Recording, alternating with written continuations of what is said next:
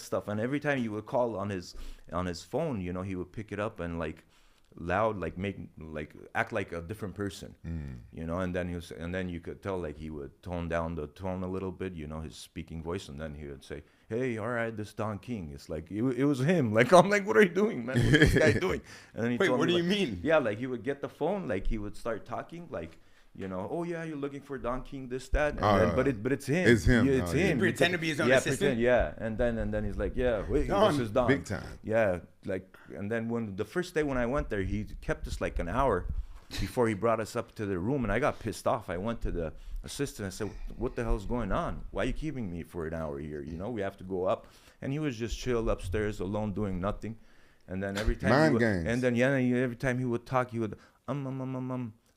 do stuff like that, and then like ha ha ha, laugh loud, and then start speaking. And one lady over there writing everything we say is like trying to intimidate you. You know, I'm like, what is this guy doing, man? This guy's crazy. And then he took out from his duffel bag, took out $300,000 cash.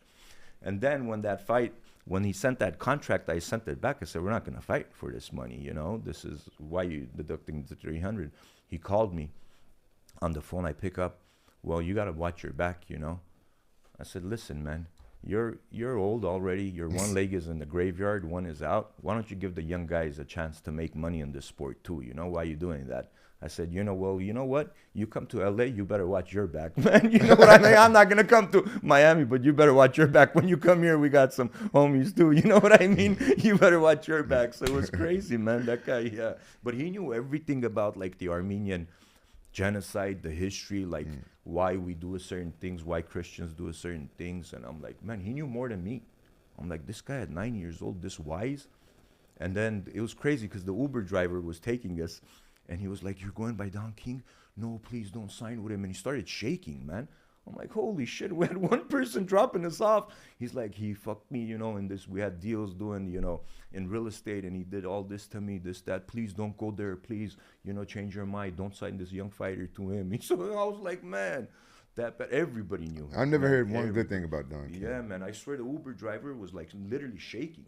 I'm like, "Bro, are you okay?" Like, he's like, "Please don't sign with him. This young kid, he's gonna, you know, ruin his career." And next thing you know, during the weigh-ins, he deducted another 20,000. I'm like, what is this? And he's not coming to the weigh-ins. And if we don't sign that contract, we can't step on the scale. So Gennedy's team is going crazy. And I know Abel Sanchez. I trained there for like 2 months, you know, took Ronda up there in Big Bear, and we trained. I'm like, dude, I can't sign this. Why is he deducting another 20,000?